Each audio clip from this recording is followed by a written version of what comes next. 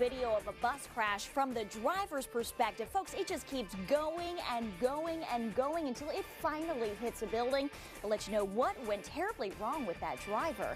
And today, finally, that first day, we're going to see some relief from the cold temperatures. So let's see what you're waking up to right now and how we're going to get today with First Alert meteorologist Marla Branson. The impending winter weather causing a lot of school closings and early dismissals in our area. So here's a breakdown. This weather we're expecting already having an impact on air travel throughout the southeast, and we've just learned this morning that is impacting even local flights. Now, obviously, we keep harping the PD, but again, the message is even in the Grand Strand along the beaches, do not allow this to kind of catch you off guard. Horry County is such a massive school district, and so it's huge. And that is the problem. They have to make that decision across the board for everybody's safety. So the people in Myrtle Beach are going, hey, I know, Myrtle Beach moms and dads are thinking, not another babysitter. Right. So that's going to be something we'll be closely watching, that's for sure. All right, 6:43, folks. We've got an action-packed day of Olympic events for you. Mandy Knoll is in the studio with us now with not only the big events scheduled for today, but man, a look at Team USA's medal count. And we have been harping about it all morning long, but it is dangerous to hit these roads today because of all the downed trees and these power lines.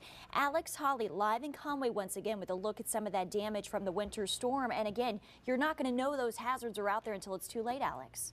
And our team coverage, of course, continuing this morning as a lot of people are waking up to those tree limbs actually in their yards in Florence County. That's where we find Ken Baker right now. He's been talking with emergency operations officials to get you advice on how to stay safe in situations like this. We can't tell you enough just how important it is when we're dealing with these extreme weather conditions. In just 24 hours, you've sent us hundreds of pictures, and it gives us a perfect look at just how much damage this storm has already caused.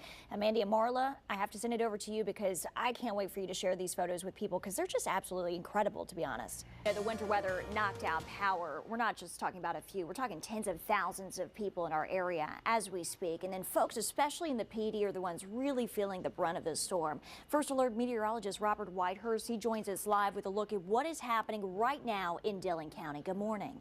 Well, an uproar is brewing this morning after a healthy giraffe was put down and then fed to lions at a zoo right in front of a live audience, if you can believe that. And now, if you're going to be hitting Interstate 95 this week, expect to see a lot of troopers out there on the roads with you. Well, jurors in the Colorado movie theater shooting trial will be able to see photos on James Holmes' cell phone. Now, we are learning more about that unidentified man discovered on Tidewater Road during a search for another missing person. All right, good morning, 522. Live look at Myrtle Beach. And one thing about the weather in Sochi is that it's just been wacky for the winter games. And now we've got the rain, and it seems like the snow, that fresh powder that everybody is wanting, is just elusive. It's just out of reach, you were saying. Yes, it's just out of reach. It's falling in the mountains inland. VHS tape. That's always made me really wow. I told you that was a long time ago. Yeah, exactly. Hey, it was a big birthday celebration for one woman who is now 106 years young. All right, warm thoughts. I love it. Hey, this is such a cool story. A 3-year-old might just be one of the smartest people in the world. Alexis Martin is already a member of Mensa. That's the exclusive group for people with IQs over 140.